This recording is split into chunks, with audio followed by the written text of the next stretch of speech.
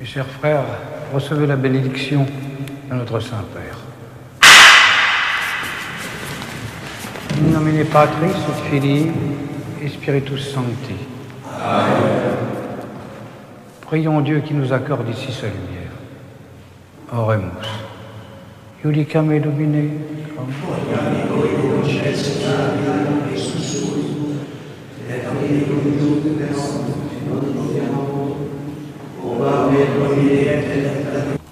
Mes chers frères, depuis que, par la grâce de Dieu, le royaume d'Espagne a découvert et conquis les Indes de l'Ouest, que certains appellent déjà le Nouveau Monde, nous avons vu s'élever un grand nombre de questions difficiles que rien dans l'histoire du monde ne laissait prévoir. Une de ces questions, qui est de première importance, n'a jamais reçu de réponse claire et complète. C'est elle qui nous réunit ici. Ces terres nouvelles ont des habitants qui ont été vaincus et soumis au nom du vrai Dieu. Cependant, depuis une trentaine d'années, des rumeurs se sont répandues en Europe, disant que les indigènes de Mexico et des îles de la Nouvelle-Espagne ont été très injustement maltraités par les conquérants espagnols. Ces rumeurs que les ennemis de l'Espagne, la Hollande, l'Angleterre, la France, peuvent avoir exagéré, sont parvenus à sa sainteté le pape, qui s'en est montré vivement ému, d'autant plus que ces traitements s'exerceraient au nom de notre sainte religion. À plusieurs reprises, le Saint-Père a manifesté sa compassion pour les populations des terres nouvelles, mais ses instructions, à ce qui semble, n'ont pas toujours été respectées, pas plus d'ailleurs que les lois et règlements de la couronne. Aujourd'hui, le Saint-Père m'a envoyé jusqu'à vous avec une mission précise. Décider si ces indigènes sont des êtres humains achevés et véritables, des créatures de Dieu, nos frères dans la descendance d'Adam, ou si, au contraire, comme on l'a soutenu, ils sont des êtres d'une catégorie distincte, voire même les sujets de l'empire du diable. À la fin de notre débat, la décision que je prendrai sera ipso facto confirmée par le Saint-Père et deviendra par conséquent irrévocable.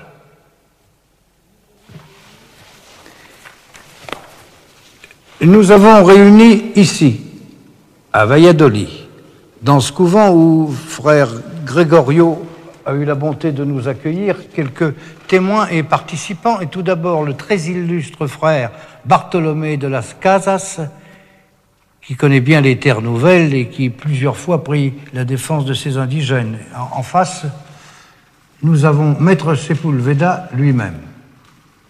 Ses œuvres philosophiques sont très bien connues. Son érudition et la pénétration de son esprit nous seront précieuses.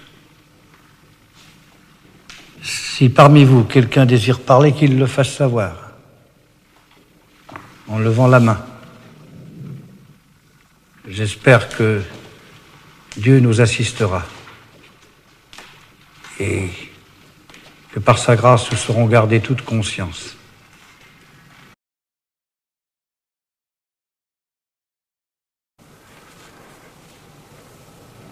Notre Seigneur Jésus a dit « Je suis la vérité et la vie ». Je vais m'efforcer de dire la vérité sur ceux à qui nous sommes en train d'enlever la vie. Car c'est la vérité, nous sommes en train de les détruire. Depuis la découverte et la conquête des Indes, Les Espagnols n'ont pas cessé d'asservir, de torturer et de massacrer les Indiens. Ce que j'ai à dire est si affreux que je ne sais pas par où commencer. Il y aurait là de quoi remplir un énorme livre. Parlez à votre aise. Depuis les tout premiers contacts, les Espagnols n'ont paru animés et poussés que par la terrible soif de l'or. C'est tout ce qu'ils réclament, de l'or. De l'or, apportez-nous de l'or. Au point qu'en certains endroits, les habitants des terres nouvelles disaient « Mais qu'est-ce qu'ils font avec tout cet or? Ils doivent le manger. » Tout est soumis à l'or. Tout. Aussi, depuis le début, les malheureux Indiens sont-ils traités comme des animaux, privés de raison.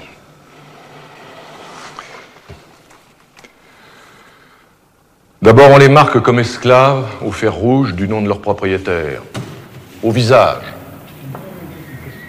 Quand ils passent d'un propriétaire à l'autre, on les marque encore et encore. Ces marques s'accumulent sur leur visage qui devient comme du vieux papier. Par la suite, on les achetait en masse dans des mines d'or et d'argent. Et là, ils meurent par milliers. Une effroyable puanteur se dégage de ces mines qui sont pires que l'enfer, noires et humides. Les puits sont survolés par des troupes d'oiseaux charognards si innombrables qu'ils masquent le soleil. Vous parliez aussi de massacres. Oui. Éminence, c'est par millions qu'ils ont été exterminés. Oui, par millions, comme des bêtes à l'abattoir. Et par quel procédé? Tout est bon. Quelquefois, on les embroche par groupe de 13. On les entoure de paille sèche, on y met le feu. D'autres fois, on leur coupe les mains et on les lâche dans la forêt. En leur disant allez porter les lettres. Ce qui signifie? Allez porter le message. Allez montrer aux autres qui nous sommes. Oui. Et pourquoi par groupe de 13? Pour honorer le Christ et les 12 apôtres. Oui, je vous dis la vérité.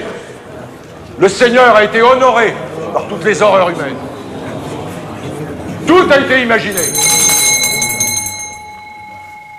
Quelquefois, on saisit les enfants par les pieds et on leur fracasse le crâne contre des roches. Eh bien, on les met sur le grill, on les noie, on les jette à des chiens affamés qui les dévorent comme des porcs. On fait des paris à qui ouvrira un ventre de femme d'un seul coup de couteau.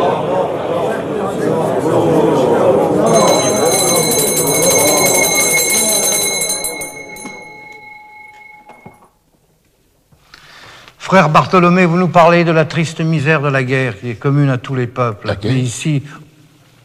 Quelle guerre? Ces peuples ne nous faisaient pas la guerre.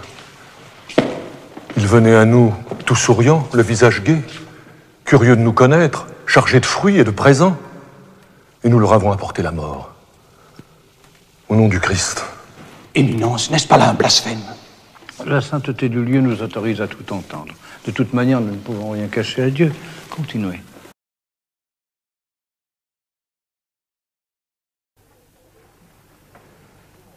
Vous vous êtes vainement efforcé de prouver que ce continent avait été visité par un des apôtres. C'est faux! Jamais la parole du Christ n'a été portée sur ces terres. Ce qui signifie quoi?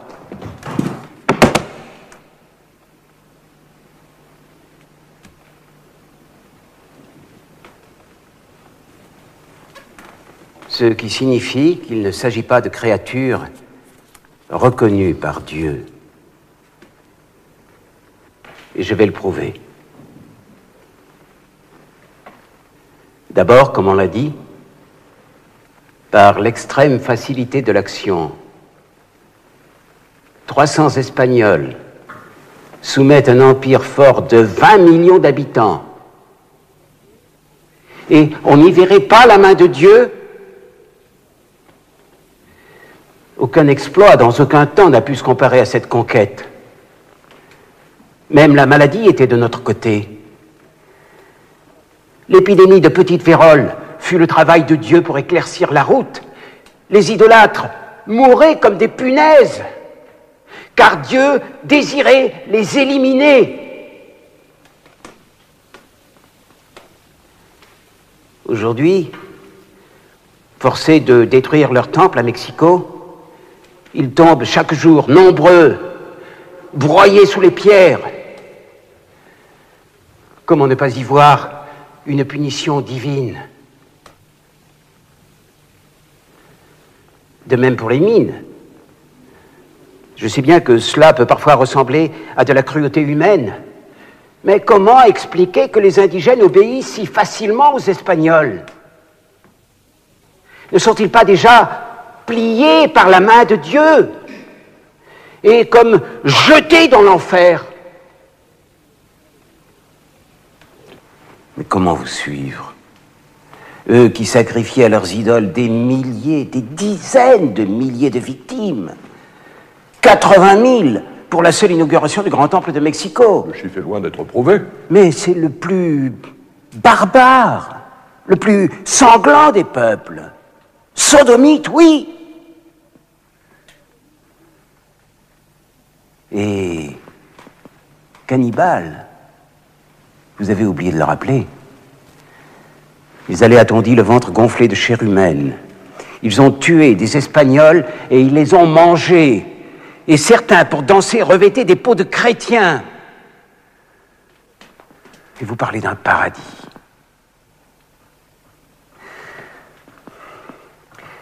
Vous dites qu'ils ne savent pas mentir. Mais ils vous ont trompé continuellement. Dès qu'un peuple sait parler, il sait mentir.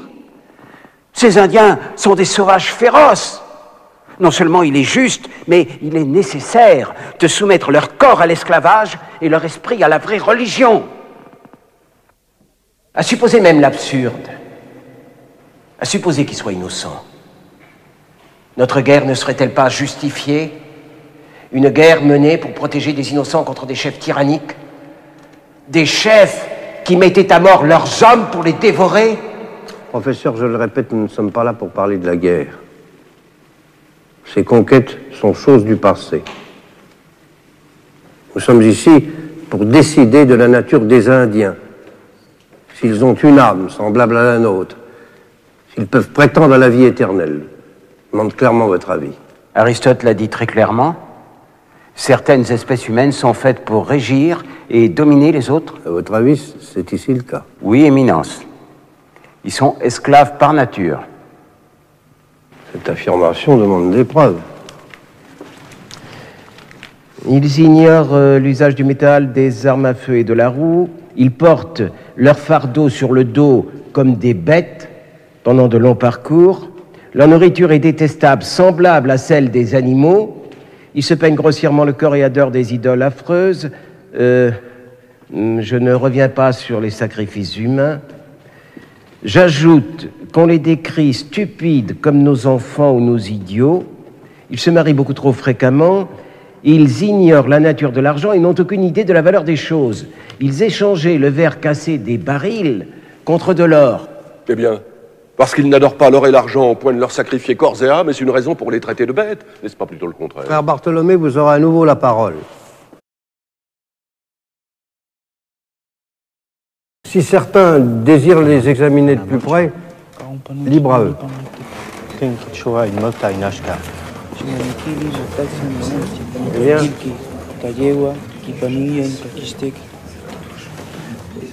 il dit être le fils d'un employé au registre de l'empereur. Ses parents sont morts. Il travaille aujourd'hui pour les Espagnols à Mexico, comme maçon. vous, oui, vous, là, venez. Approchez-vous d'eux. Saisissez l'enfant. Saisissez l'enfant et menacez-le, comme pour le tuer. Nous verrons bien. Non, ne leur parlez pas, ne leur dites rien. Écartez-vous. Et vous, arrachez l'enfant, menacez-le. Allez! Non, Éminence, ne faites pas ça.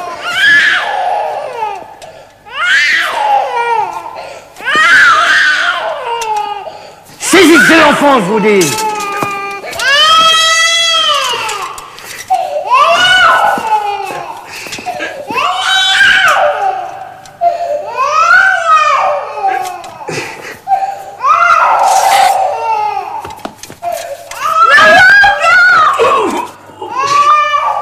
C'est fini maintenant, arrêtez. Arrêtez. Remettez votre lame au fourreau. Et parlez-leur maintenant, rassurez-les. Dites-leur que c'était une erreur, c'est un jeu, ce que vous voudrez. Éminence, nous devons arrêter cet examen, c'est un exercice cruel et inutile. Ils ont le même cœur que nous, vous le voyez bien. Les animaux aussi défendent leurs petits. Surtout les femelles, c'est une loi de la nature. Les deux mâles n'ont pas montré grande bravoure.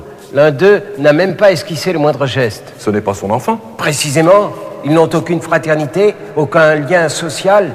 Ils se conduisent chacun pour soi, comme des barbares dans une forêt jamais pénétrée. Mais celui-là est déjà corrompu. Il a connu le vin. On lui a appris à mendier de l'argent, à mentir, à nous sourire, à tout propos, à courber les chines. Les autres sont égarés. Ils ne peuvent pas comprendre, oui. Moi, je parle pas très bien, j'ai pas appris. Mais ce que j'ai à dire, tout le monde ici doit le savoir. Nous vous écoutons. Nous sommes venus, mon ami et moi, pour parler de notre installation là-bas, de notre vie. Il faut travailler avec eux, on n'a pas le choix. Mais ils sont sales. Et paresseux, ils sont voleurs, ils n'ont pas de parole. Et pourquoi devrait-il s'échiner pour vous? Frère Bartholomé, vous avez assez parlé, écoutez les autres. Il faut en tout cas savoir une chose. Si on doit les payer, les traiter comme des chrétiens, leur accorder des lois, nous occuper d'eux, ça va coûter beaucoup d'argent, beaucoup. C'est peut-être pas l'endroit pour parler d'argent ici, mais... Allez, continuez. Et cet argent, il faudra le soustraire des revenus de la couronne, et aussi des revenus de l'Église. Et ça, c'est sûr, on ne pourra pas faire autrement. Il fallait quand même que je le dise. Dans quelle proportion? Oh, dans des proportions énormes, énormes. C'est tout le système qu'il faudra changer de fond en comble. Il faudra même que l'Espagne et l'Église envoient de l'argent là-bas, au lieu de recevoir. Hein? C'est sûr. Beaucoup d'argent.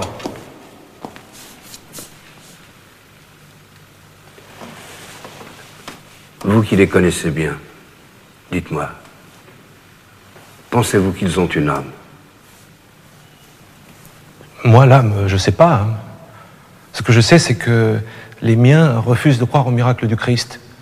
Il faudrait que je fasse des miracles, moi, comme je peux pas. En plus, ils n'ont pas de reconnaissance pour tout ce qu'on leur a appris. Appris? Mais appris quoi? La torture, la vérole? Frère Bartholomé, une fois de plus. On leur a pas appris la torture, ils savaient déjà. On leur a donné des outils, des habits, des livres. Et puis, autrefois, ils étaient esclaves. Et nous, on les a libérés. Mais cette liberté, ils n'y sont pas habitués. Ils en abusent. Ils s'enfuient, ils se cachent pour pas travailler. Alors, ils sont faibles de corps et meurent de maladies légères. Si en plus il faut les payer, autant renoncer aux Indes. Au bénéfice du commerce aussi bien qu'au salut de leur âme. Ça, il fallait quand même le dire. Vous ne parlez pas si mal que ça. Je parle franchement, Éminence.